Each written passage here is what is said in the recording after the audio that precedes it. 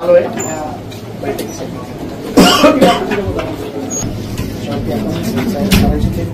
इमारती जे रेरा प्रकरण झाला होता त्यामध्ये केडीएमसी मध्ये जेव्हा माहिती पडली तेव्हा 22 मध्ये आपण एफआयआर नोंदवलेला आहे आणि ठाणे कमिशनरेट अंतर्गत ईओडब्ल्यू विंग मार्फत त्याचे तपास सुरू आहे।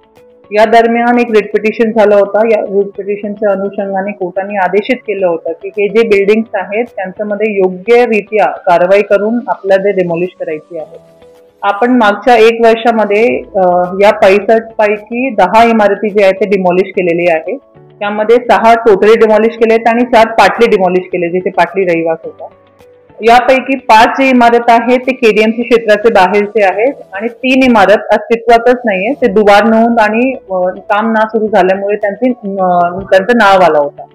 आता 47 इमारती अशा आहेत जिथे रहिवास आहे आणि जिथे कोर्टाने आदेशित केलंय की ते पण डिमॉलिश करायचं। तर त्या अनुषंगाने रितसर कोर्टाच्या आदेशाप्रमाणे आपली प्रोसिजर सुरू झालेली आहे।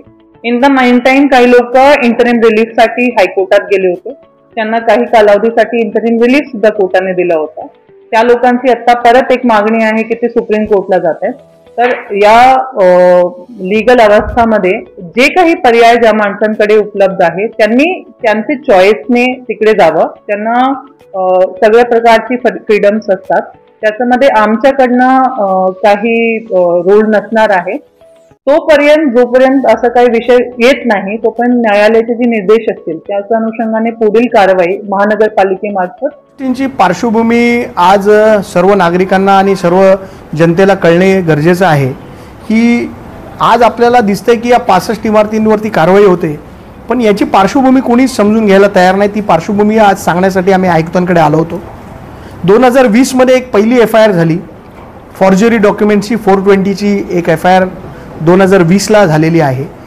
त्याच्यानंतर 2022 ला एक एफआयआर झाली, सेम फॉर्जरी महापालिकेचे खोटे दस्तावेज बनवून बँकांकडनं लोन घेतल्याची ही केस होती।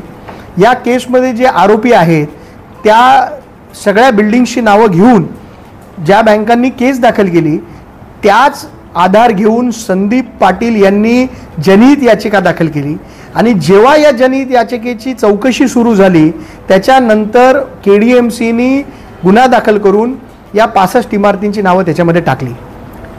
मूळ मुद्दा असा आहे की ज्या पहिले 2 एफआयआर झाला त्याच्यामधले आरोपी कोण आहेत, त्याच्यामधले हे डॉक्युमेंट्स बनवणारे, खोटे कागदपत्र तयार करणारे आणि खोट्या कागदपत्रांच्या आधारावरती नॅशनलाइज बँकांमधून लोन घेऊन मोठा भ्रष्टाचार करणारी ही लोक कोण आहेत हे शोधणं अत्यंत गरजेचं आहे।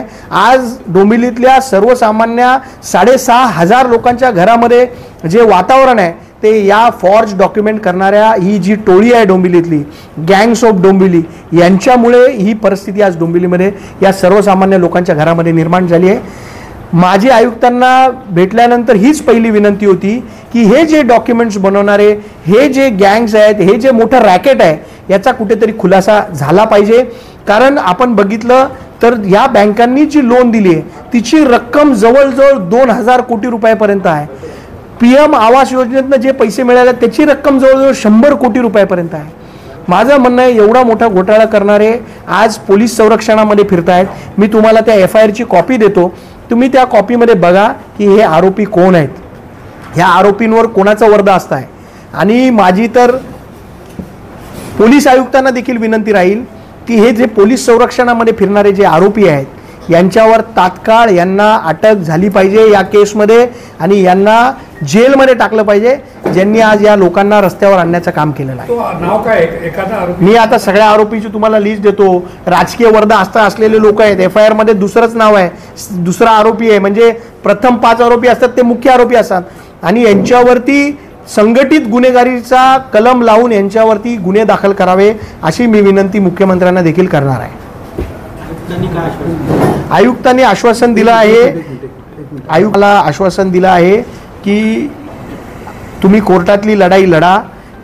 आयुक्त त्यांच्या पद्धतीने काम करतायत आणि त्यांनी या लोकांना पुरेसा वेळ देखील दिला होता की आपले लीगल डॉक्युमेंट सादर करा, परंतु जमिनीच्या मालकीचा मुद्दा असल्यामुळे त्यांना याच्यामध्ये कुठलीही कारवाई करता येत नाही। पण मी त्यांना सांगितलेलं आहे की सहानुभूतीपूर्वक या लोकांचा विचार तुम्ही केला पाहिजे। 10वी 12वीच्या परीक्षा होईपर्यंत तरी या बिल्डिंगवर कुठलीही कारवाई झाली नाही पाहिजे, याच्यासाठी त्यांना विनंती आम्ही केलेली आहे. काल तुम्ही जे मुख्यमंत्री संदर्भात तुम्ही बोलले होते की मुख्यमंत्री नाही, मी तुम्हाला संवेदनशील मुख्यमंत्री का म्हणालो होतो की देवेंद्र फडणवीस साहेबांचा प्रत्येक गोष्टीमध्ये अभ्यास आहे आणि त्यांच्याकडनं प्रचंड अपेक्षा आम्हाला आहेत. म्हणून आमच्या पक्षप्रमुखांनी देवेंद्र फडणवीसांची साहेबांची वेळ घेतलेली आहे आणि लवकरच आम्ही सर्व पदाधिकारी जाऊन त्यांना भेटून ही वस्तुस्थिती सांगणार आहे. आणि या 65 बिल्डिंगमध्ये राहणाऱ्या जवळजवळ 3-3.5 हजार परिवारांना 10-12 हजार लोकांना देवेंद्र फडणवीसांकडून न्याय मिळायला अपेक्षा. नवीन घडामोडी पाहण्यासाठी आजच आम्ही मुंबईकर 24 तासला लाईक करा, सबस्क्राईब करा आणि अपडेट रहा.